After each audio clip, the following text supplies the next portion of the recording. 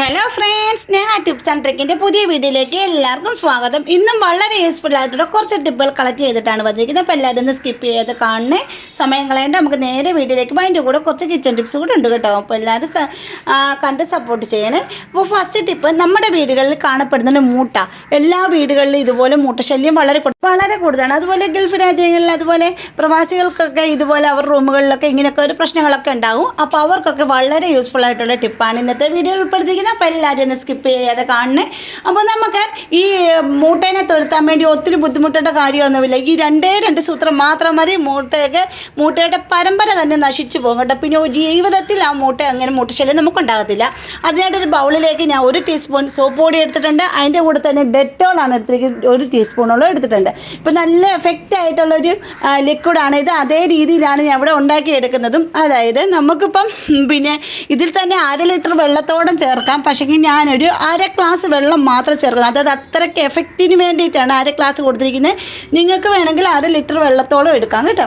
അപ്പോൾ ഇത് രണ്ടും മാത്രമാണ് ഞാനിത് യൂസ് ചെയ്തിരിക്കുന്നത്. പക്ഷേങ്കിൽ ഞാൻ നിങ്ങളുടെ കയ്യിൽ ഡെറ്റോൾ ഇല്ലെങ്കിൽ നമുക്ക് നമ്മുടെ വീട്ടിലുള്ള ഹാർപ്പിക്ക്, അതുപോലെ തന്നെ ബാത്റൂം ക്ലീനിങ് ചെയ്യുന്നത്, അതുപോലെ ലൈസോൾ പോലത്തെയൊക്കെ അങ്ങനത്തെയൊക്കെ ഉണ്ടെങ്കിൽ അത് നിങ്ങൾക്ക് യൂസ് ചെയ്യണം. അപ്പോൾ ഇതിന് വീഡിയോയ്ക്ക് വേണ്ടി അങ്ങനെ കാണിക്കുന്നതേ ഉള്ളൂ. അത് ഇച്ചിരി ഒഴിച്ച് കൊടുത്തിട്ടുണ്ട്. ഇത് മാത്രം മതി കേട്ടോ.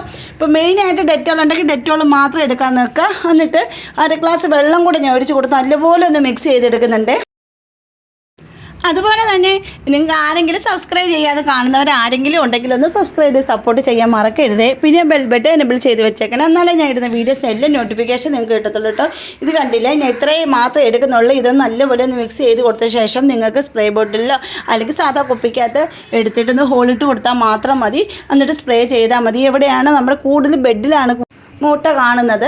പണ്ടൊക്കെ തിയേറ്ററുകളിലൊക്കെ പോകുമ്പോഴത്തേക്ക് ഒരുപാട് മൂട്ടശല്യവും നമ്മുടെ ഡ്രസ്സിലൊക്കെ കയറാറുണ്ടായിരുന്നു.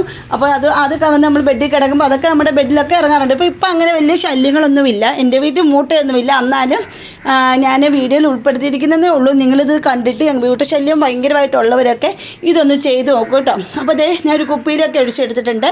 ഇത് ഞാനിപ്പോൾ എൻ്റെ മെത്തയിലെ കട്ടിലൊക്കെയാണ് ഇങ്ങനെ ഒഴിച്ച് കാണിക്കുന്നത്. അപ്പോൾ അതുപോലെ നിങ്ങളൊന്ന് യൂസ് ചെയ്യുവാണെങ്കിൽ മൂട്ടയൊക്കെ ചത്തുപൊക്കോളും. പിന്നെ ഒരിക്കലും ഉണ്ടാകത്തില്ല കേട്ടോ. അപ്പോൾ നിങ്ങളൊന്ന് ചെയ്ത് നോക്കൂ. ഞാൻ ഇതുപോലെ ഇങ്ങനെ കൊടുത്ത് ട്രൈ ചെയ്ത് നോക്കിയിട്ടാണ് ഞാനിപ്പോൾ വീഡിയോയിൽ ഇട്ട് വെച്ചിരിക്കുന്നത്. അപ്പോൾ ഞാൻ ഇത് കണ്ടില്ലേ, ഞങ്ങളുടെ മെത്തയിൽ ഇങ്ങനെ ഈ സൈഡിൽ മൂട്ട ഞങ്ങളുടെ വീട്ടിലില്ല. അപ്പം എങ്ങനെയാണ് ഇത് യൂസ് ചെയ്യേണ്ടത് കാണിച്ചു തരാം. നമ്മുടെ മെത്തയുടെ, അതായത് കട്ടിലിൻ്റെ ഓരോ സൈഡിൽ ഹോള് പോലെയൊക്കെ കാണുമല്ലോ. അത് ഇതുപോലെയുള്ള ഇടകളിലെല്ലാം ഫ്ലൈവുഡൊക്കെ അടിച്ചിങ്ങനെ ഇടകളിലെല്ലാം ഇതുപോലെ എണ്ണ ഒഴിച്ച് കൊടുത്തിട്ട് മെത്തയൊക്കെ എടുത്ത് മാറ്റിയതിന് ശേഷം ഒഴിച്ച് കൊടുക്കുക. എടുത്തിട്ട് കുറേ കഴിയുമ്പോൾ മൂട്ട ഫുള്ള് ചത്തിരിക്കുന്നത് നമുക്ക് കാണാൻ പറ്റും.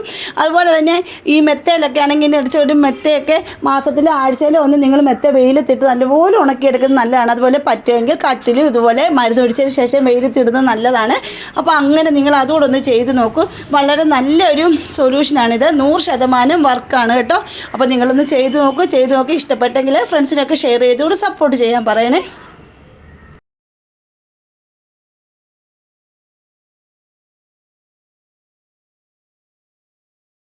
ഇനി അടുത്ത ടിപ്പ് ഒരു സിമ്പിൾ ടിപ്പാണ്. ഈ ടിപ്പ് എന്താണെന്ന് വെച്ചാൽ, നമ്മൾ പാവയ്ക്കൊക്കെ അരിയുമ്പോൾ ഈ പാവയ്ക്ക അരിഞ്ഞ് നമ്മൾ എത്ര കഴിയാലും എന്ത് ചെയ്താലും ഭയങ്കര കയ്പ്പാണല്ലേ. അപ്പോൾ ആ കയ്പ്പൊക്കെ നമുക്ക് പെട്ടെന്ന് തന്നെ കളയാൻ പറ്റുന്ന അടിപൊളി കിട്ടില്ല ടിപ്പാണ് ഞാൻ കാണിക്കുന്നത്. അപ്പോൾ ഇതുപോലെ ഞാൻ പുളിച്ചാറിനാണ് ഇത് അരിഞ്ഞെടുത്തിരിക്കുന്നത്. അപ്പോൾ ഇതിങ്ങനെ രീതി അരിയുമ്പോൾ തന്നെ നമ്മൾ കുറച്ച് വെള്ളം ഒന്ന് ഒഴിച്ച് കൊടുക്കുക. വെള്ളം ഒഴിച്ച് കൊടുത്ത കൂട്ടത്തിൽ തന്നെ നിങ്ങളുടെ വീട്ടിൽ കൊടംപുളി ഉണ്ടെങ്കിൽ 1 പീസ് കൊടംപുളിയും കൂടി ഇട്ട് കൊടുത്ത് 2 മിനിറ്റ് അങ്ങനെ വെള്ളത്തിൽ ഇട്ട് വെക്കുക. അഥവാ കൊടംപുളി ഇല്ലെങ്കിൽ കുറച്ച് വിനാഗിരി ഒഴിക്കുക. 1 ടീസ്പൂൺ വിനാഗിരി ഒഴിച്ച് 2 മിനിറ്റ് റെസ്റ്റ് ചെയ്യാൻ വെക്കുക. അത് കഴിഞ്ഞിട്ട് നമുക്കൊന്ന് കഴുകി വാരിയെടുക്കുക. കഴുകി വാരിയെടുത്ത് കറി വെക്കുകയോ മെഴുകുവരട്ടി വെക്കുകയോ തോരൻ വെക്കുകയോ ഒക്കെ ഒന്ന് ചെയ്ത് നോക്കിയേ. അടിപൊളിയാണ്. ഒരു തുള്ളി കയ്പ്പ് കാണത്തില്ല. അടിപൊളി റിസൾട്ടാണ് കേട്ടോ. അപ്പോൾ നിങ്ങളെല്ലാവരും ചെയ്ത് നോക്കി ഫ്രണ്ട്സിനൊക്കെ ഷെയർ ചെയ്ത് കൊടുക്കണം. അപ്പോൾ ഇന്നത്തെ വീഡിയോ ഇത്രയേ ഉള്ളൂ. അടുത്ത വീഡിയോയിൽ അടിപൊളി ടിപ്പുകളായിട്ട് ഞാൻ വരുന്നതായിരിക്കും. അതുവരേക്കും ബായ്.